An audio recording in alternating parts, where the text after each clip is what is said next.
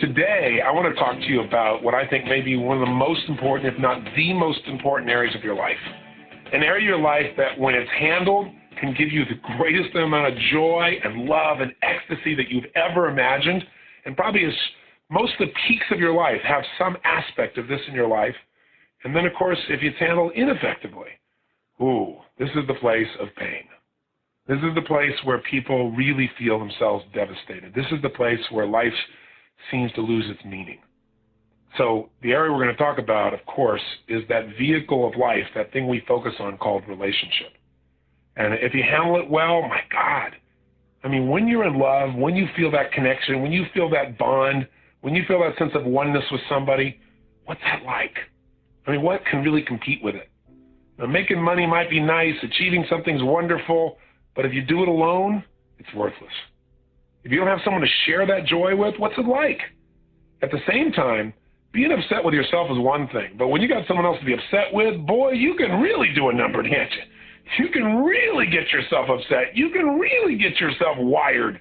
You can make yourself feel massively inferior or massively superior, angry, upset, frustrated, hurt, devastated, right? You can do just about anything to yourself you want with this vehicle called relationship. And I call it a vehicle because we forget that relationship is a way of relating, that it's a process. It's not a fixed thing in time, that it's always changing, it's always moving. In fact, one of the challenges we have as human beings is we all want to get things done. You know, we want to have the whole thing done. We want to get all that financial stuff handled so we never have to work again. Of course, if you never worked again, you'd be totally unfulfilled. And I can tell you that because I had the privilege at a very young age to achieve that. I don't have to work anymore. But everyone I know who never has to work again usually works harder. They're just doing what they love now. Their focus is on doing things because they want to, not because they have to. But most of us think we want to reach this level where we can just stop. When you stop, you begin to die.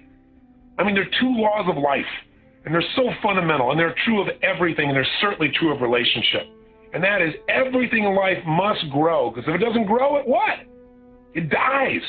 And that's true of a relationship, that's true of your body, that's true of your mind, that's true of a plant, that's true of anything in the universe. You grow or you die. When you're green, you grow. When you're ripe, you rot. When you start thinking it's over, it is over. So you can't look for a fixed time when all of a sudden your finances, your body, your relationships are done. It's never done. Your body is a constant challenge to constantly improve and strengthen and make powerful and passionate so you can live life at the highest level and have that edge we're talking about, have that extraordinary quality of life. And the same thing is true of a relationship. You know, most of us have got so many things going, we want our relationship to just be handled. But if it was just handled, you wouldn't have to grow, you wouldn't have to expand, you wouldn't have what you deserve in your life. You wouldn't have that little bit of resistance when you need it, and you wouldn't have that comfort when you needed the reinforcement. And most importantly, you wouldn't have love. You wouldn't have the deepest level of love, the level that you're able to share, whether it be with your creator or with your children or with your lover or your best friend. I mean, that's what relationship's all about. The second law of the universe is you must contribute. Because if you don't find a way to contribute in meaningful ways, you're eliminated. That's a law of life. It's a law of the universe. Anything that doesn't contribute eventually is eliminated by evolution, if not by something else. So in our lives, for you and I to feel fulfilled, we've got to grow, we've got to contribute. And we've got to contribute in a way that we feel has some kind of meaning. If we don't do that, it doesn't matter how much someone else loves us, we won't be happy with ourselves. So a relationship is a place that we go to sculpt our souls, to sculpt our spirit, to sculpt our emotion, and to enjoy life to the fullest. And when it's handled properly, it is the most incredible joy, pleasure, excitement possible. And when it's handled poorly, oh boy, is it pain, isn't it? I know you've been both places. I sure have. So the secret is we need to look at three things. First, let's talk about how do you create an extraordinary relationship. An extraordinary relationship, not a good one, not an excellent one that's really outstanding.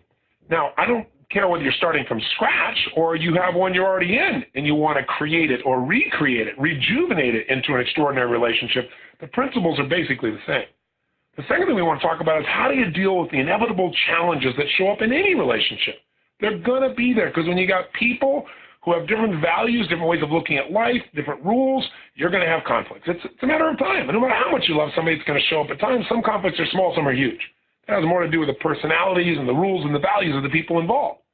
And then thirdly, how do you nurture and expand this relationship geometrically? How do you make sure that that growth factor is absolutely there? You've not just created a relationship, but you keep expanding it so that that fulfillment is a spiral that moves up as opposed to entropy showing up, which shows up in most things, doesn't it? Things begin to just naturally break down. If you aren't moving forward, it's moving backwards. That's just gravity. It's the way life works.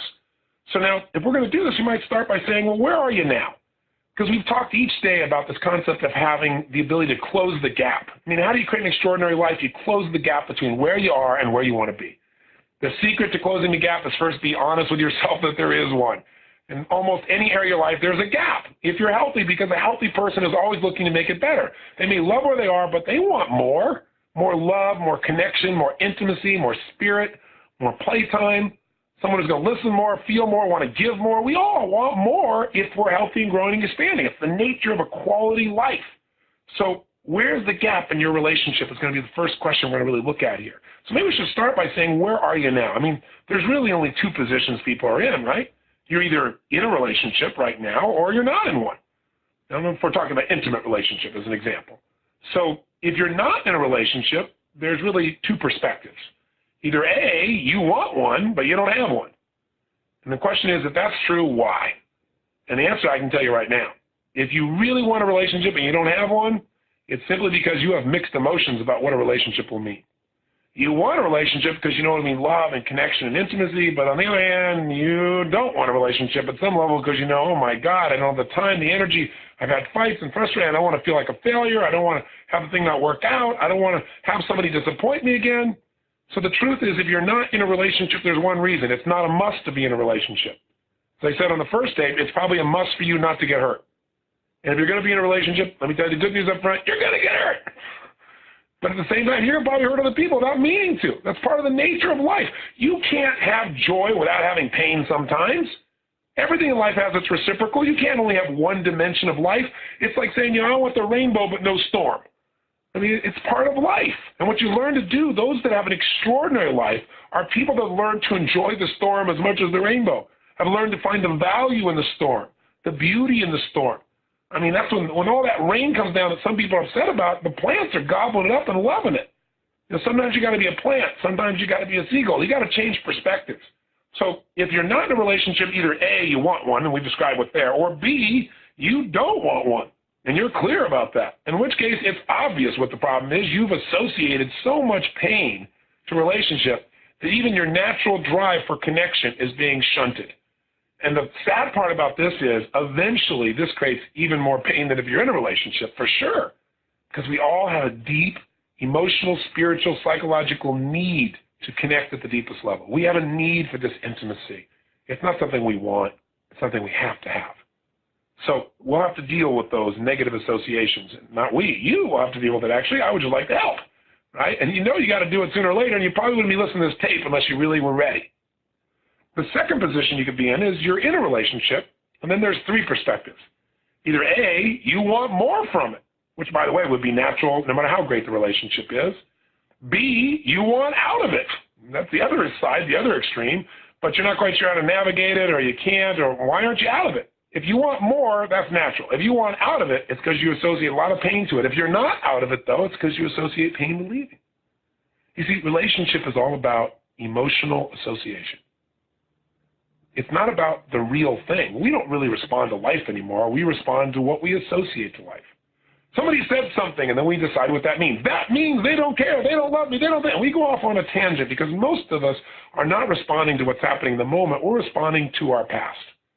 And when someone does something that resembles pain from our past, boy, we run quick. Not only do we run, but we often tend to fire off the old feeling and pretend that's what's happening now. One of the secrets to a great relationship is learning that this is not that. That the person you're with right now in this moment deserves to have a fresh slate, and you deserve to have a fresh slate with them. Because what really messes up a relationship is walking in with all these wounds. It's like if I took your arm right now and I rubbed my hand across your forearms back and forth like this, just rubbed it, for most people that wouldn't hurt at all. But if you got a big scab there that's really, really wounded and it's not even fully covered, and I come back with a little cat hair and touch it, you're going to jump out of your skin.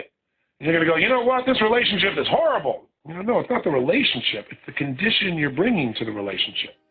And the condition is you're bringing the past. So one of the things that you want to look at is if you are in a position like this where you are pushing away relationship, or your relationship that you want to get out of, one of the things to look at is, are you making this person into someone else? Are you responding to them as if they're your mother or your father or your brother or that horrible person that you would have done anything to get out of a relationship with, but you stayed there too long? Are you, out of your fear, magnifying the situation? Are you adding a meaning that really isn't accurate? If you master the meanings of your life and you don't make things more than they are, relationship becomes much more delightful. Because what happens for most of us is we make things bigger than they are. In fact, almost all stress comes from making things more important than they really are. Oh, this means, no, it doesn't mean this. It's kind of like the story about Sigmund Freud. One of the big conventions that he held to teach all these other psychoanalysts the process that he was teaching through Freudian psychology, he's sitting in the back, and while another speaker is speaking, he's smoking a big stogie, a big cigar. And many of these therapists are looking back and staring, and they get fixated. And you can see some of them become visibly upset because they're thinking, listen, this is the guy that teaches about oral fixation. He's sitting here sucking on a cigar. And so most people would never dare say anything. And when Freud got up, he's a very powerful man, and he begins to speak. And when they finally get the questions and answers, this one man could not hold himself back. He raised his hand, young man stood up, and he said, Dr. Freud, he said, would you mind explaining to us how you, sir, the man who's describing the problems of oral fixation, could be sitting back in the back of this very room, smoking a big cigar, sucking on a cigar, sir? Freud was very calm. He looked at the young man. He pulled out a new cigar. He lit it up, put it in his mouth, took a big puff, blew it out, and said, Sir, sometimes a cigar is just a cigar. Sometimes we make up stuff. You did this, therefore it means that. No, sometimes these things have no relationship whatsoever. And learning how to ask yourself a new question can change your life. So I'll go right into a principle before I do anything else, because as long as we're talking about it, let's hit it. So let's take a moment now and let's answer a really important question. What's the purpose of a relationship? Any relationship. Is there a universal purpose? Is there a universal reason? So often in life, we want things. We forget what we want them for. Have you ever said, I want a relationship? And then you got one and you thought to yourself, I don't want a relationship, right? Because you thought what you wanted was a relationship, but what you really wanted was something else. Maybe it was intimacy. Maybe it was love. Maybe it was sensuality. Maybe it was a connection of spirit. Maybe it was someone that would tease you, provide variety. Maybe it was a challenge. But what happens for most of us is we don't know what we're after. And so then we get disappointed when we don't achieve what we don't even know we want. See, you got to get clear. What's the real purpose of a relationship, of all relationships? Some people say, well, to communicate. Other people say, well, to learn, to share, to know, to understand, to experience things. All those answers are accurate, but the real purpose of a relationship, the purpose that feeds out of all the things we just described, is one simple thing. The purpose of a relationship is to magnify the human experience. And what do I mean by this? Well, think about it. How does it feel when you experience something on your own? It can be phenomenal. But why do you want to share that? Because in the sharing, not only do you get to experience it again, but there's a magnification, isn't there? When that other person gets excited, it gets you even more excited. Or when they get sad, you get even more sad. When there's that emotion that's shared, there's that synergy, there's that power. Where 1 + 1 doesn't just equal 2, there's a third power. There's something visceral. There's something ethereal that occurs when this connection happens between people and they share their emotion, their feelings, not just their ideas. See, it magnifies our experience of life. That's why we search for it. Would you like to go to the ballpark for a sporting event with 4 people there or 100,000? You might say 4, I get a better seat. But I'm talking about from the feeling. When that person hits the ball and 3 people go, yay, woo, yay. Not quite the same as when you're in the middle of the Super Bowl or you're in the middle of the final game of the World Series or the middle of the NBA championship and Jordan steals the ball and everybody jumps to their feet and you hear the room screaming and shaking and every part of your body is vibrating and he scores and you go nuts. And the city goes nuts. Why don't we all just go off and say, see you guys later, and then go, yeah, by ourselves later on? Because there's not as much power in that. The power is in the sharing. That's the power. Relationship is about sharing, and the quality of your relationships is in direct relationship to the amount. Well, that sounds interesting. The power of your relationship, direct relationship, but that's true, so I'm going to continue. The quality of your relationships is in direct proportion to the amount of yourself that you're able to share with someone.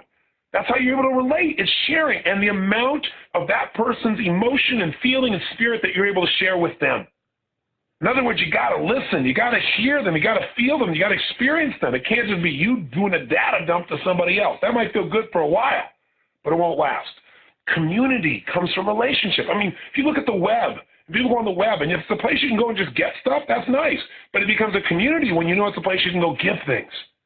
When both are happening, the give and take, when you can pitch and catch, now you got something, because now there's a growth, there's an expansion, there's a magnification, there is life.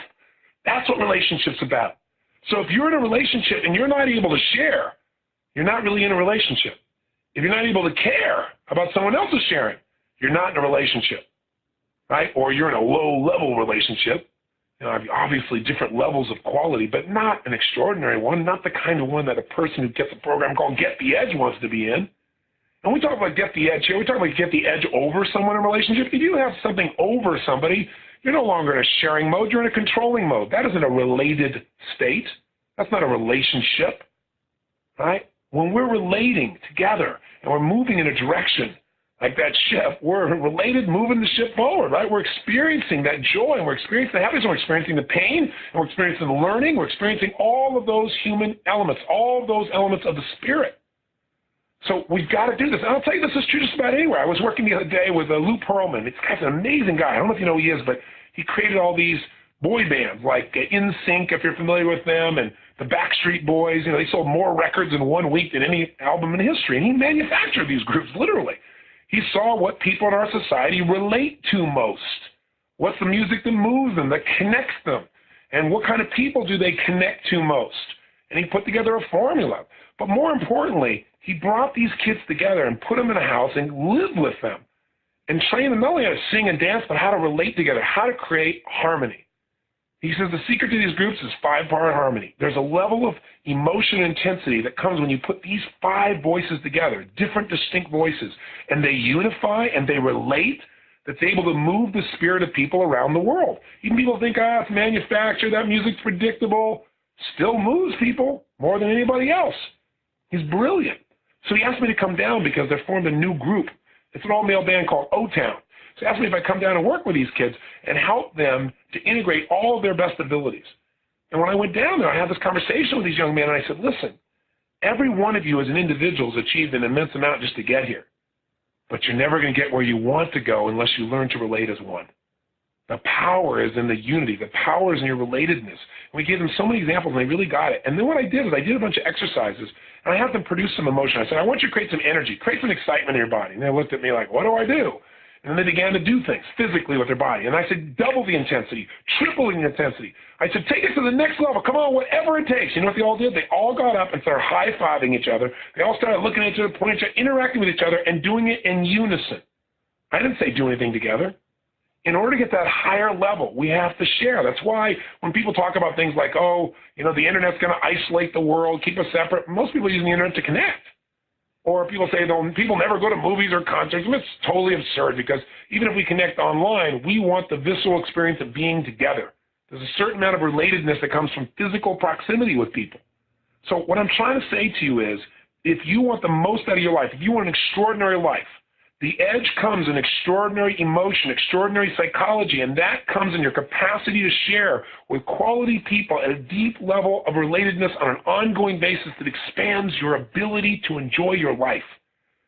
Some of that relatedness will cause you to find a way to grow like you've never grown before, because someone can find a way to move your spirit and challenge you, and you can do the same for them. Some of it's going to create pain that makes you have to look at your life, which will make you grow.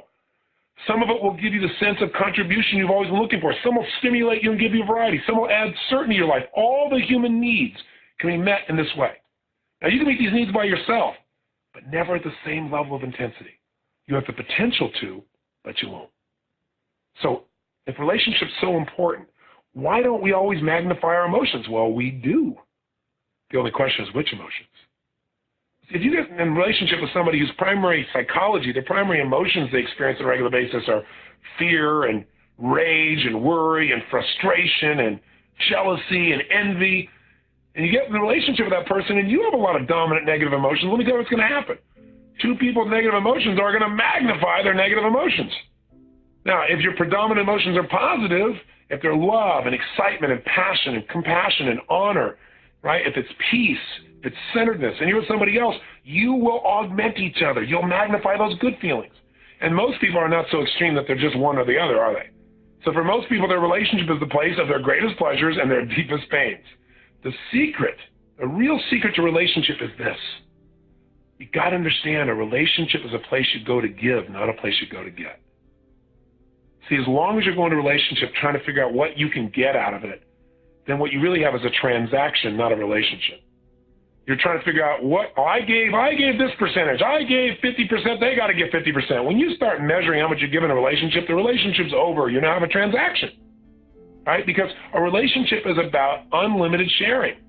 A relationship is about unlimited giving. And when you share at that level, you magnify all that's good.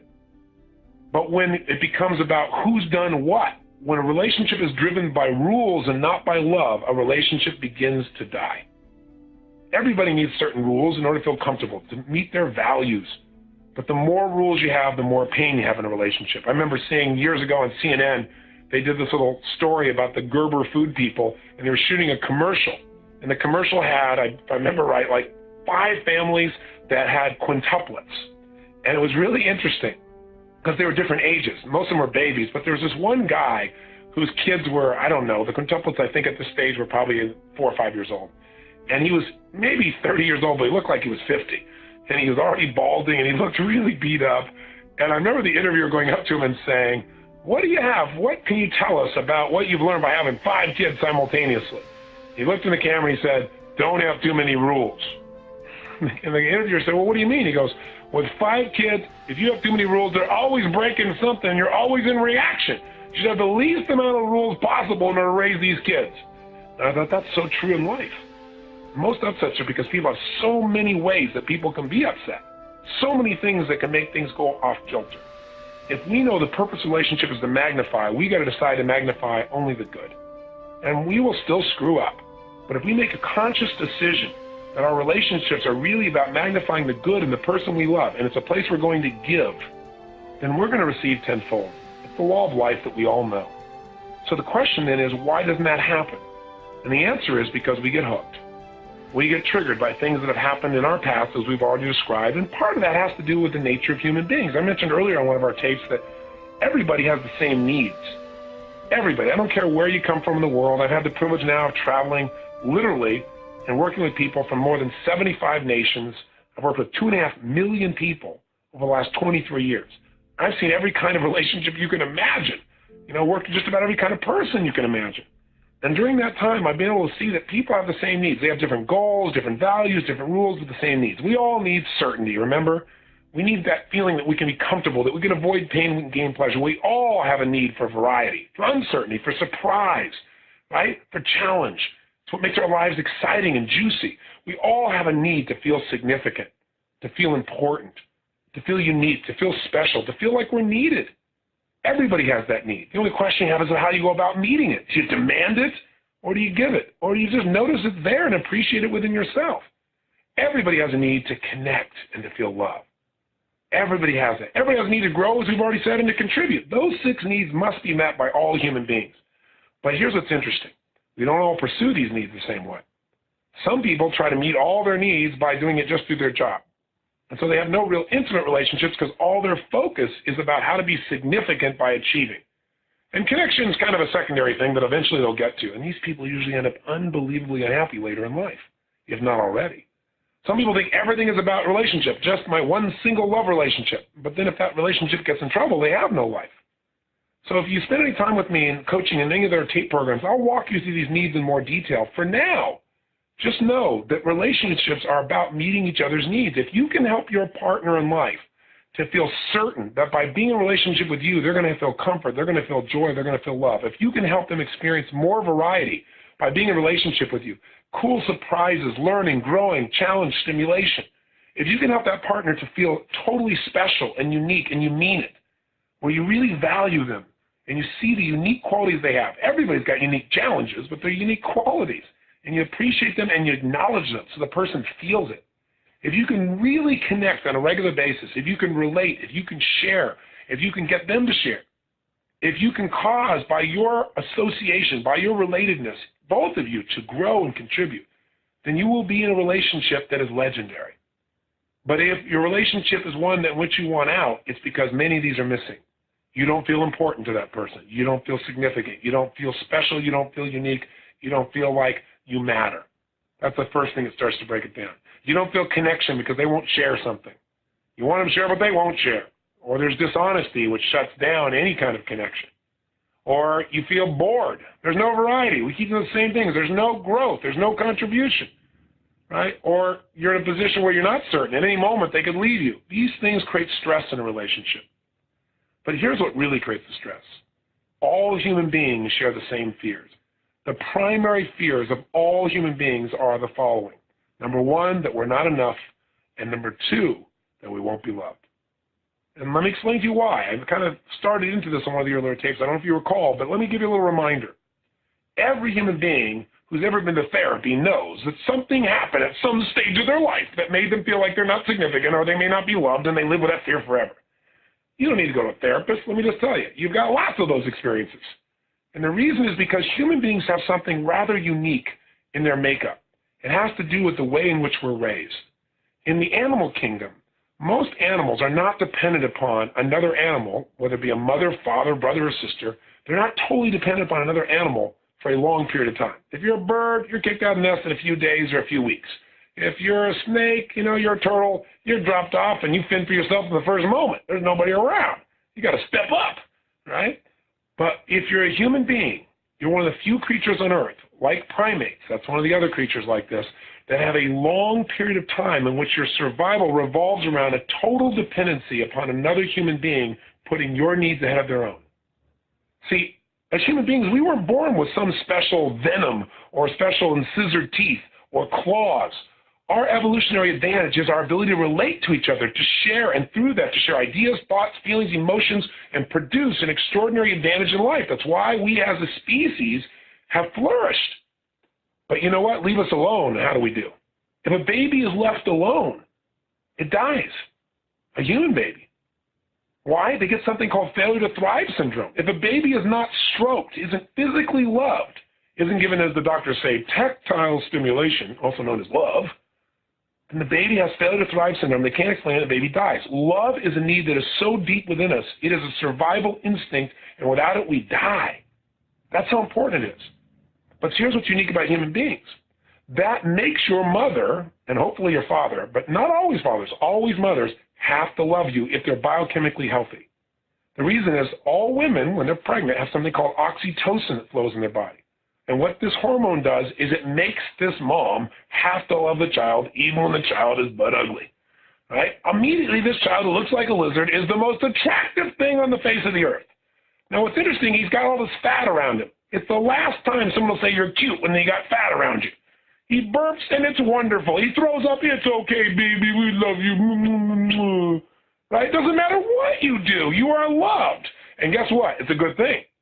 Because all you got to do is make a little noise, and everybody jumps to meet your needs. I mean, anything you needed, it was going to show up. When's the last time you felt that way about your life?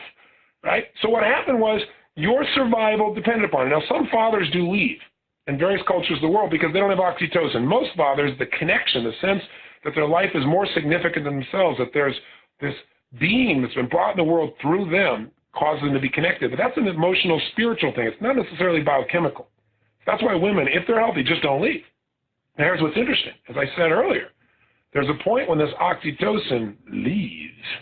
When that stuff wears off, ooh, the stuff hits the fan, doesn't it? Suddenly, the same stuff you used to do, you get a swat for, or a harsh word, or ignored. Suddenly there's all these rules that have to happen before you get love, which is your substance of survival. Think about it. You have to do something significant now. Before you have to do anything, you have to act a certain way, good or bad. If you don't get attention for doing good things as a child, you'll do bad things. And by the way, adults are just big children. so that you have the same patterns at some level. And so what happens is you learn. And by the way, how long is this dependency for most people? It's not like other animals. It's not a few weeks. It's not a few months. It's 5, 10, 15, 20, these days 35 years of total dependency before somebody finally gets it. So we live in a world where we become connection freaks because we know if someone doesn't care for us, if we're not significant enough, if we can't generate enough love, we're not going to survive. So while you may remember having gone to your therapist this one time when your father or mother said something or another child said something or somebody dumped you or they didn't give you the love you deserve, and that's why today you have this inferiority thing. That's why today you have this fear of not being enough. That's why you don't feel love. That's why you can't be intimate. Bull. Because you're human. All of us have it. Some of us indulge in it. Some of us live there. Other people discipline it and say, when that comes up, hey, here's the truth. I can love myself. Here's the truth. I love my Creator. My Creator loves me. Here's the truth. This problem is not a problem. I just need to reconnect with this person. But you got to understand that this creates a situation in most intimate relationships of pain. Because the minute someone looks like they aren't loving you or they're not treating you as significant enough, the fear of the loss of love, the fear that you're going to die emotionally comes up. And what most people do when that fear shows up is they try to get out first.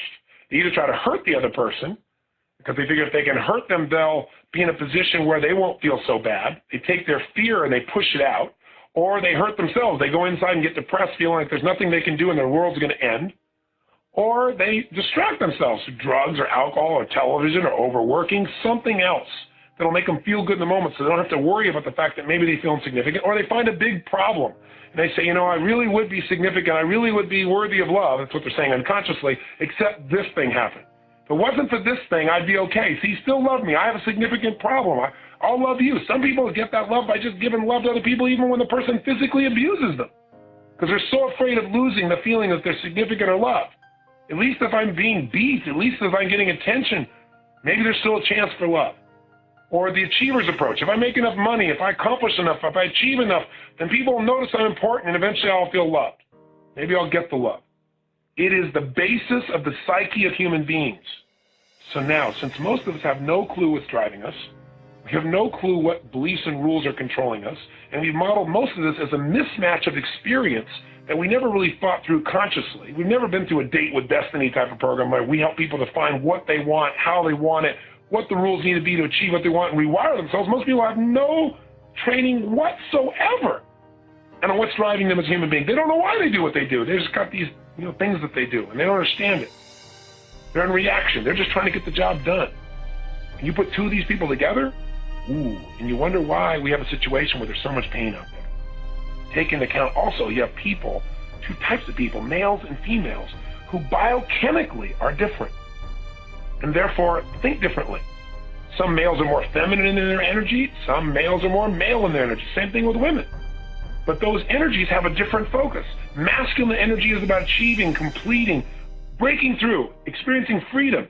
And feminine energy is about connection and love. And we both have both energies in our body. The question is, which one do you develop the most? And they're so different that they by themselves create conflicts. You want to change your life? You need to ask yourself a new question whenever you're about to get upset. With any person in any relationship. And the question is this: what else could this mean? What else could this mean? It'll change your life if you ask it. Because what happens is when you're upset because, not because of what someone did, not because of what they said, but because of the meaning you've attached to it. You say, well, they said this, therefore it means that. So you got to ask yourself, what else could this mean? And you've got to make yourself come up with as many positive meanings as you come up with negative. Let's say, for example, someone promised to do something and then they don't show up. And you go berserk. I can't believe this. They don't care.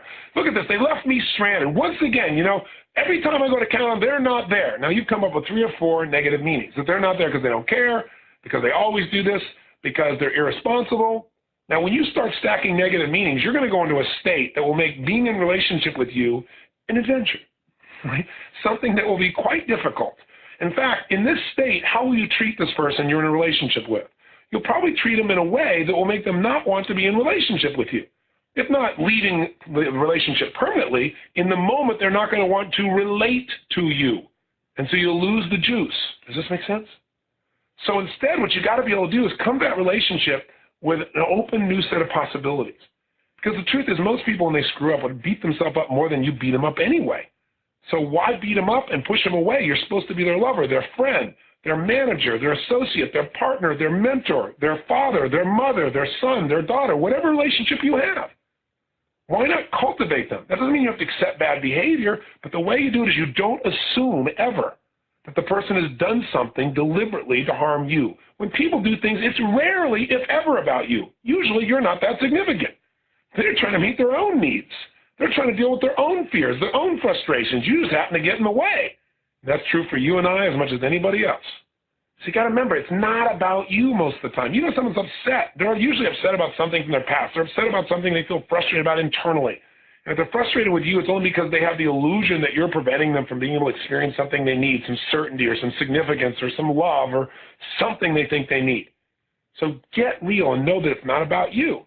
And then ask yourself, what else could this mean? Well, maybe they're not here, and you got to come up with powering meanings, not more negatives like, well, it can mean that they're really a jerk.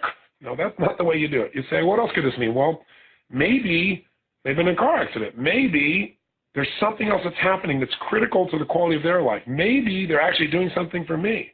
Maybe I didn't make it absolutely clear that I need them to be here at this minute. Maybe I overloaded them with too many requests. If you come up with enough other meanings that are empowering, you'll finally get yourself into balance. And when you do communicate, two things will happen. One, you'll be elegant. You won't assume the worst, which really hurts people.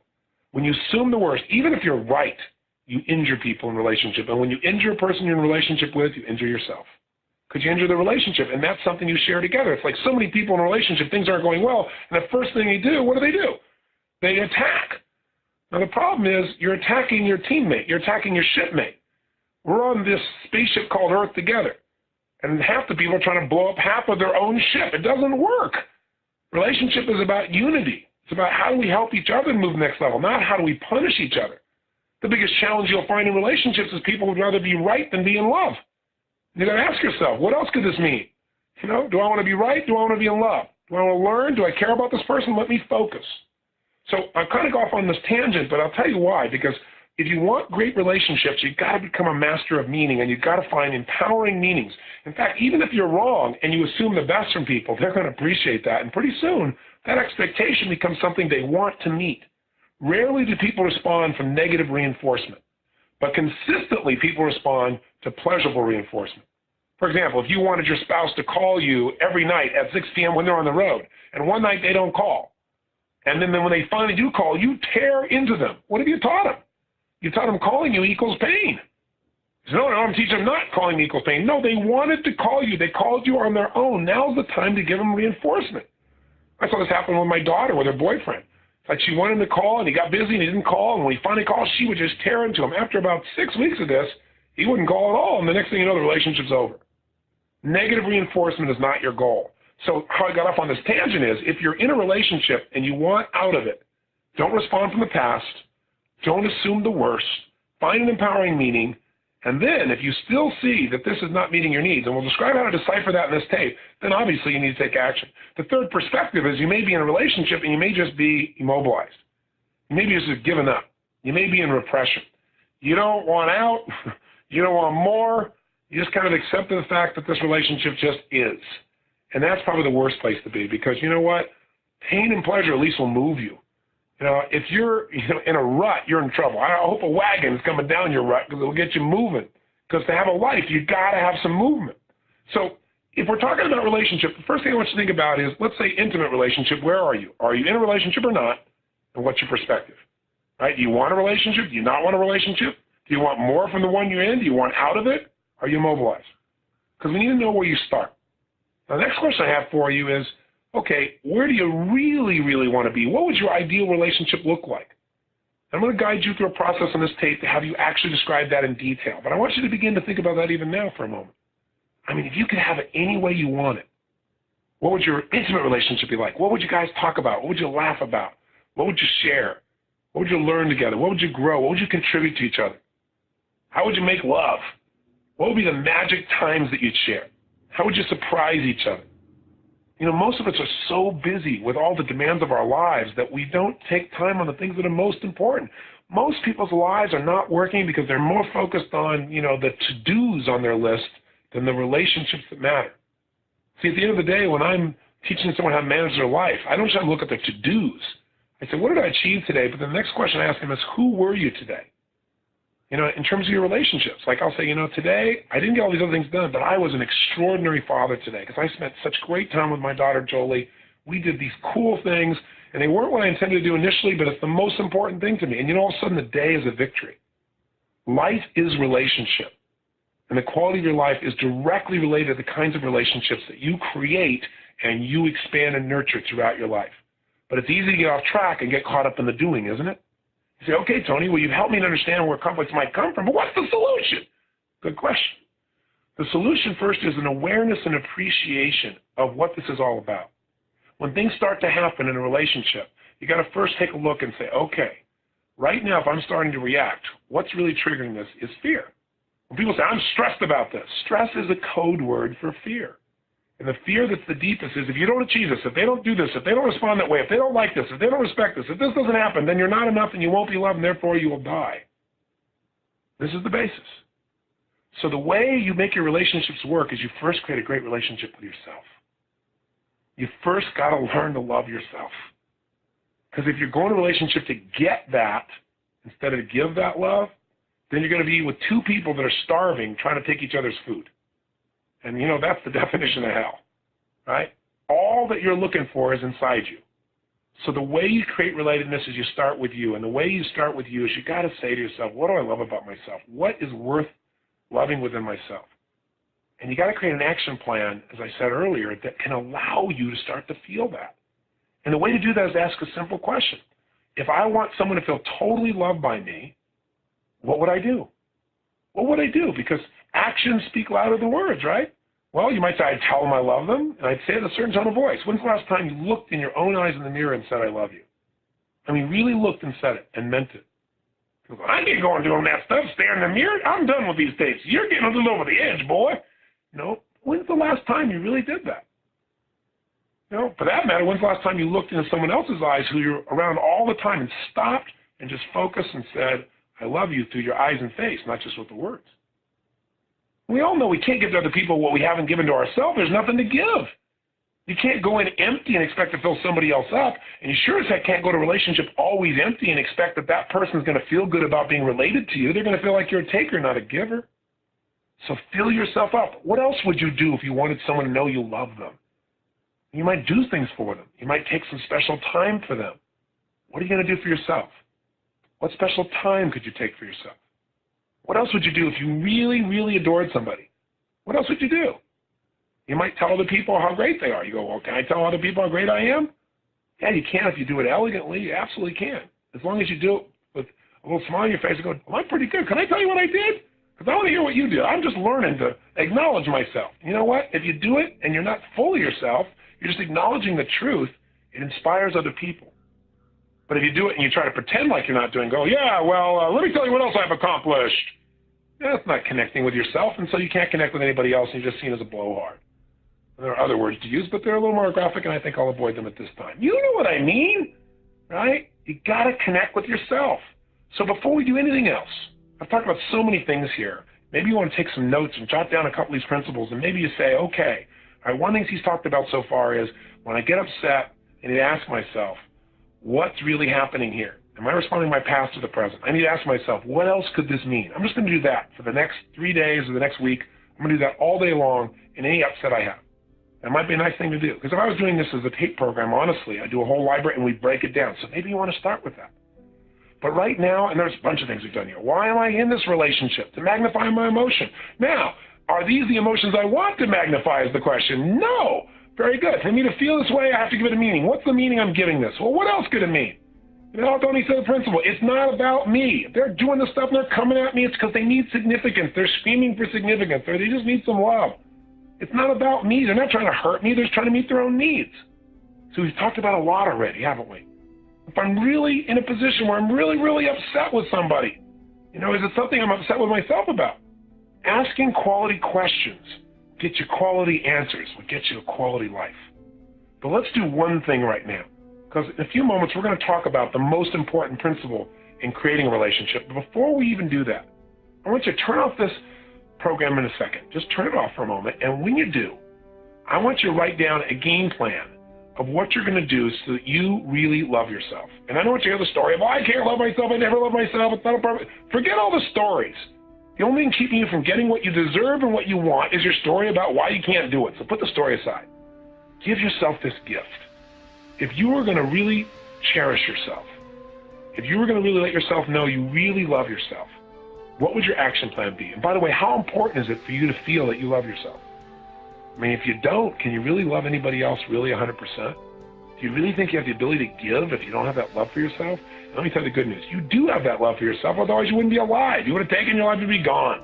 So don't say, I don't love myself. That's just something you may have said over and over again. Let's just be more demonstrative.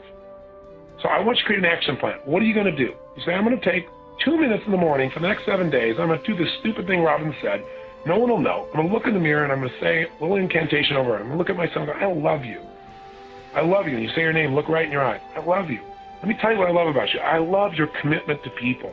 I love your caring heart. And say your name. So then I say, Tony, I love your caring heart. I love your commitment to people. Tony, I love your playfulness. I love that you're off the wall. I love that you're willing to do whatever it takes to help people. I love that you're so committed to be strong physically and healthy. I love your love for God. I love, and look in your own eyes.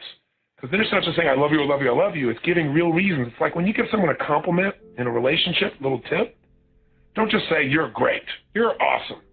That wears off real quick because people think, you're just blowing smoke. But if you can say, you know what's really great about you?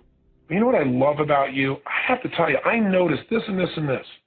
I created a relationship, when I first went to work with the San Antonio Spurs, I had a bit of a challenge because at the time I first went to work for them, they had a guy on the team named Dennis Rodman. So getting a relationship with Dennis Rodman, when you're a white guy and you're taking his free time and making him sit for 3 hours in a seminar is sometimes a bit challenging.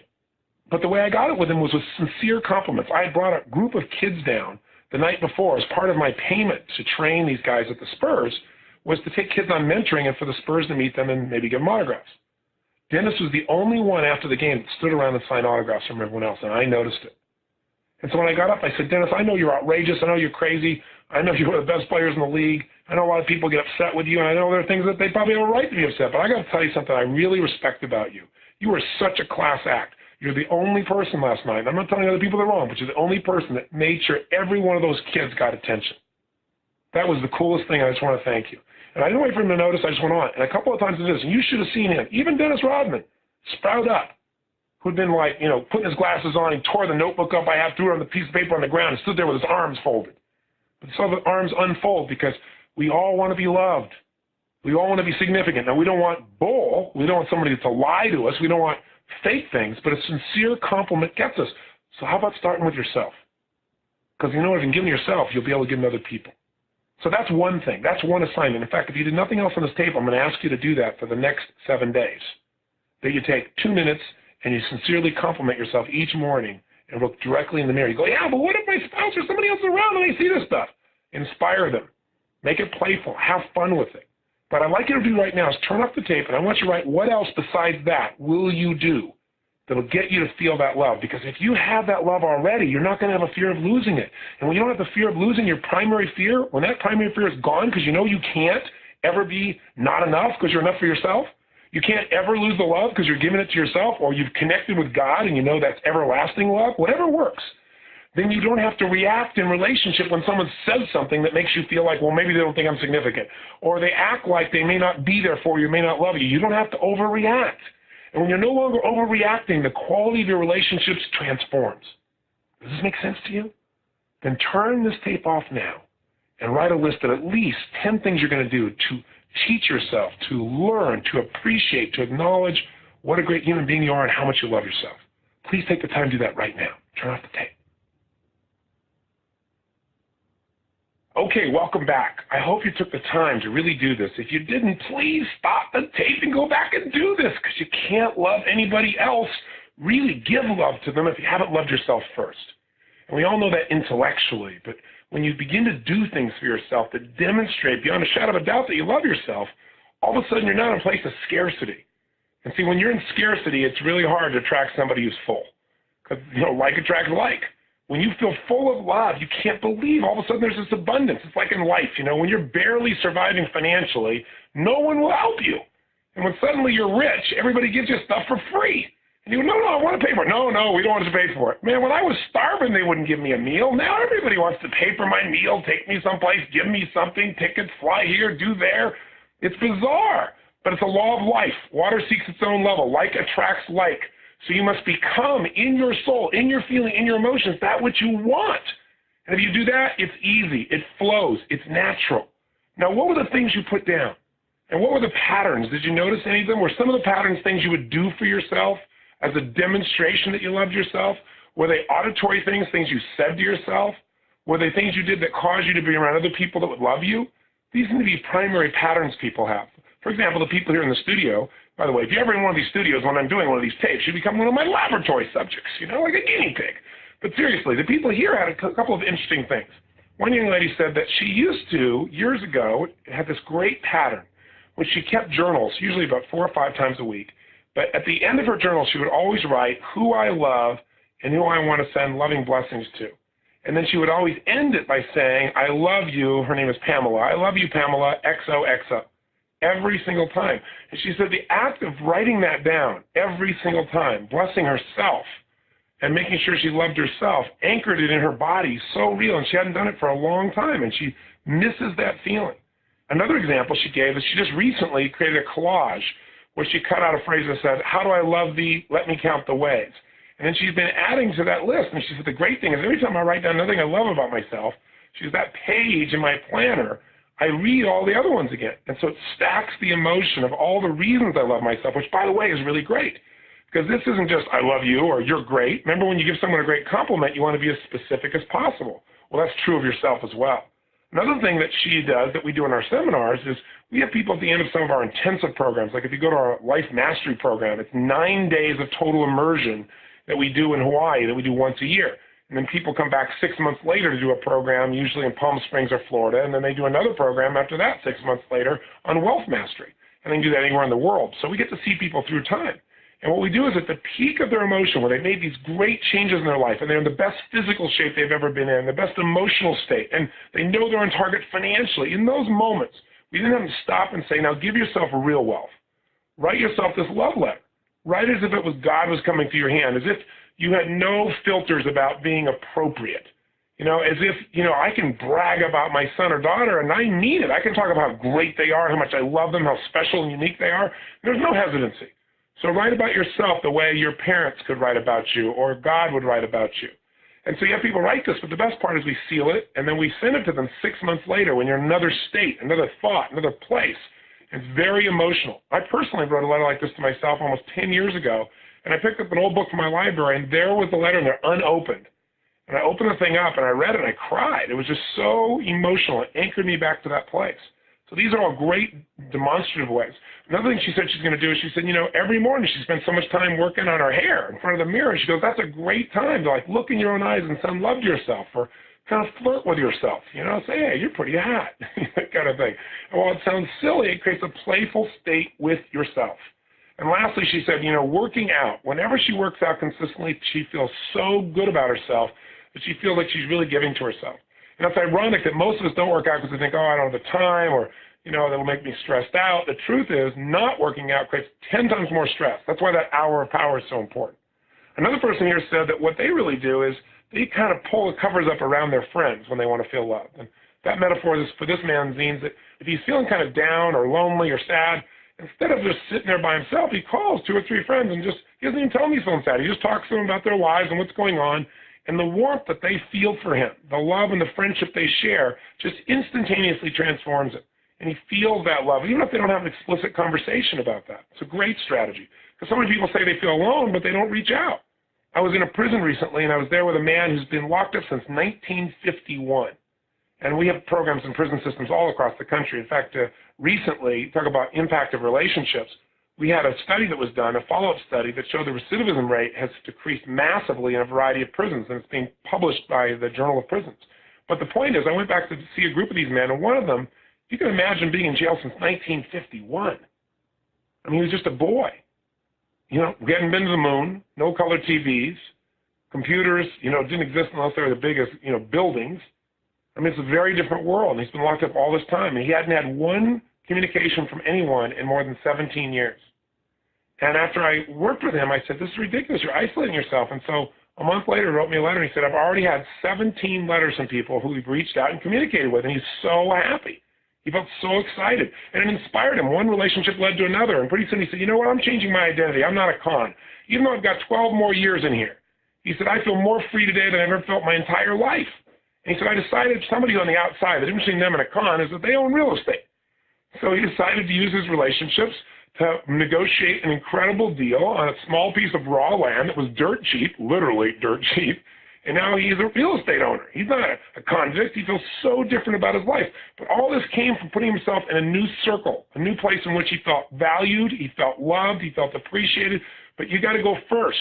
We all want people to come to us. You got to initiate first. So this is a great strategy. Another person here used their hour of power. They said they take an hour in the morning just to meditate and be, to walk around. Another man here said that he'd love to get up in the morning and just take a little time before anybody else wakes up, have his coffee, and send some emails to friends who he never really finds time to talk to. But he feels like he can connect with them then. And he can wake up the next morning and see their responses and have that sense of connection, even though the time zones they're on are so different. Another simple thing to do is just to go places you love. One of the men here said that if he would just in the middle of the day, instead of sitting at his desk and having lunch there, he'd be so much more productive if he really just took that hour and went away and went to a nice place. He loves going to the gas lamp district. He loves the idea of going to the ocean, going to the pier, because those are places that nurture him. And you come back and there's so much more of you to give to your work and to your environment. We live in an age where most of us are trying to be so efficient that we lost the emotion that makes us effective. And that emotion comes from having a great relationship with ourselves, where we feel nurtured by ourselves. And, sometimes you got to do things like this. Hug yourself, as silly and stupid as that may sound. Really touching yourself. I mean, you got to think about what would you do for someone else, though? You give them a hug. You pat them on the back. One of the things I'll do sometimes is, I'll do something on stage, or I'll do something off, and I do something I just know is extraordinary. And I'll reach back and pat myself on the back and smile, and, to kind of make fun of it. But I'm like, yeah, that was awesome. I don't give a darn if anybody else notices. I noticed. That was kick butt. Because part of the challenge in life is that most of us are not busy looking around to acknowledge other people. So if you don't acknowledge yourself sincerely for doing things that are unique or special or just being loving, you're not going to feel that feeling that you deserve. And the more you give these feelings of love to yourself, the more whole you'll be, the more centered you'll be, the better person you'll be in a relationship. You'll have something to give instead of going there to get. And you know what? You'll be more selective. So now let's talk. We've talked about so many different ideas about relationship. Let me wrap up with two principles that we really need to focus on. And that is, the number one principle is, what is the most important factor in creating an extraordinary relationship? Well, the very most important factor is having an extraordinary relationship with yourself. And that's one in which you relate to yourself, you express to yourself, you share these things, you demonstrate on a consistent basis, not just when you're done with this tape today and you do it for one day, but I mean, you really make it a habit. You schedule time with yourself. That's why the first tape and Get the Edge is the most important one. Because if you take that hour of power, or again, you're 30 minutes to thrive, or as a minimum, you're 15 minutes to fulfillment, the best time is first thing in the morning. Get up earlier, go to bed a little earlier, do whatever it takes. If you can't, then you got to do it at lunch, or you got to do it in the evening at an hour that can't move. It's like a meeting that can't be moved. Because in that hour, all the things we're talking about here have a chance to coalesce. You have time for yourself. We're so busy. You got to have time for ourselves. But assuming that that principle is in alignment, that is, you already have a relationship with yourself, what is the most important factor in having a quality relationship with someone else? And the answer is selection. Selection. What do you mean selection? I'm already in a relationship. Oh, this whole portion of the tape is not going to relate to me. I've already made my mistake. No, you can't think that way. You're in big trouble. No, selection means selecting the qualities you need in a relationship. So if you're already in a relationship, then this is going to be something you're going to look at brand new. Let me give you an idea. Relationships go through many phases. They go through that initial, oh my God, I'm so attracted to you, believe it, I want to be connected with this person phase, hopefully. It goes through phases of this deep love, and it goes through phases of questioning. Like, what the heck am I doing here? This happens in all relationships. It's the nature of relationships. But what will make a relationship last is if both people share similar natures, or natures that complement each other. Now, what do I mean by nature? I don't mean they're attractive and you're not, so it works out. I don't mean they're busy and you're not, so there's a balance. That's not what I'm talking about. I'm talking about knowing whether or not your relationship, your relatedness is based on the moment or whether it will have a lasting impact. And that's based upon beliefs, values, and goals. In fact, let me give it to you this way. If you want to hire someone for your job, now, you and I both know, if you talk to somebody who's really good, an example I can give you is Dick Vermeil. Here's one of the winningest coaches in history, and he's the only coach to win both a Rose Bowl and a Super Bowl. He's an amazing man. And I was asking him after he won the Super Bowl, I said, what was the most important thing in you winning? He said, was clearly inspiring these men to give their all. I said, well, that's interesting. He said, motivation, people make fun of it, but it's the most important thing because you have all the same players. They're basically at the same level of skill as any other team. It's the capacity to get more out of them, to be able to relate to them in a way where they bond with you, and as a result, you're able to move them to a different level of action. He said, but frankly, Tony, as powerful as motivation is, selection's even more important. He said, I got to tell you honestly, I would have been fired if I had not won this year. He said, the reason is because today in NFL football, he said, the coach is a marketing tool. If you haven't won for 3 years, you're out of here because the team needs to go to the public and say, we have a new coach. We have a new possible future now. He was the problem. Buy some box seats. He said, so the bottom line is you have no time to build a team. So in order to build that team, I had to select the right people. You had to select people whose nature would be to work together. I had to select people who would normally probably give more of themselves than anyone else would expect of them. He said that was the most important task that I went through. He said, by making that selection, we built the Super Bowl team in no time. He said, because we didn't look for individual players with just skills. We looked for players that could relate to each other and work as a team. Now, if it's true in NFL football to get a winning team, it's certainly true of creating a winning relationship. And I'll give you another example from business. When you're going to hire someone in business, there are 3 factors you really have to be able to answer to know whether or not this person is going to succeed long term. Because everybody succeeds in the beginning. It's like all relationships in the beginning virtually have enthusiasm and energy and excitement. It's sustainability that we're looking for. So in a business relationship, there are 3 questions you got to answer. Number 1, can they do the job? Can they? Well, the truth of the matter is if you're interviewing them, chances are they can do the job because you've probably screened them, right? I mean, you've probably gone through their bio, maybe checked some references, or you've had someone else look at things before they even brought in to take a look at you and have an interview with you. So the truth is when you're in a relationship with someone, you're considering a relationship with them, can they be your partner? The chances are that if you're at the level of consideration of that possibility, sure they can, more than likely. But the second question is more important. Will they do the job? I don't mean today, I don't mean tomorrow, I don't mean this week, I don't mean this month, I don't even mean for the next 6 months. Will they do the job 10 years from now? Will they do the job 3 years from now? Now, will this relationship last? Whether they do the job in business or not is based on 2 things. Number 1, does the job meet their personal goals? See, if someone really wants to make $1 billion and the job they're in will never allow that, then you know darn well that however long they're here, it's not going to be long because eventually their goals are going to take them somewhere else. If the job is really about mastering business skills and they want to be a singer, then eventually they're probably not going to be here. Or even if they stay, they won't do the job to the highest level of quality that's necessary. Because some people do stay in a relationship forever. They've been together for 20, 30, 40, 50 years, and they're friends. They don't have intimacy. They don't have a relationship called intimate relationship. They just have this good friendship. And so the same thing happens in businesses, doesn't it? You have somebody there that just kind of hangs on. They don't really grow. They don't really expand. They kind of do the job, but they do it to the maximum capacity? Absolutely not. The second criterion for whether somebody will do the job is, does the job reinforce their nature? Now, think about this from business, and then we'll relate it to your personal relationships. See, if a person is very much a people person, and you stick them back in accounting, they may be able to do the job. Yes, they can. But will they do the job long term at the highest level of quality? The answer is no, because they want to be with people. Their nature is to connect.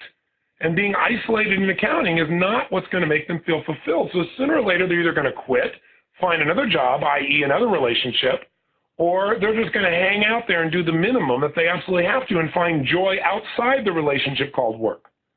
Well, this is also true in your personal relationships. Listen, if you have somebody whose goals are radically different than your own, they want to have kids and you don't, this is a pretty important element. If you can't resolve those goals where both parties are really happy, and you're going to find there's going to be continuous conflict in this relationship, resistance, resentment, and eventually, if you stay together, repression if you don't end the relationship. Secondly, if you're in a position where you're the kind of person that never acknowledges someone, that's just not your nature. You're not much into acknowledgement. You expect, well, people know. I know. You don't have to tell me. Why should I have to tell you? And the person you're a partner with craves acknowledgement, They need to be told how much they're loved all the time. They need to be shown all the time, and you're not that kind of person. You never have been. You can try and get yourself to do that for a while, but your nature says as soon as the person looks satisfied, as soon as the pressure's off, you're going to go back to your old style. And so that person will not be reinforced in this relationship.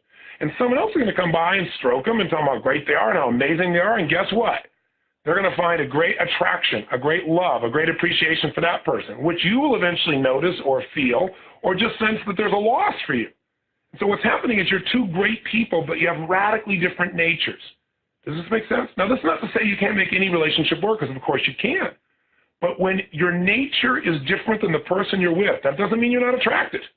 People who are totally opposite natures can be totally attracted, but they don't usually have sustainability. That's one of those hot love affairs. Yeah, woo, bam, bam, yum.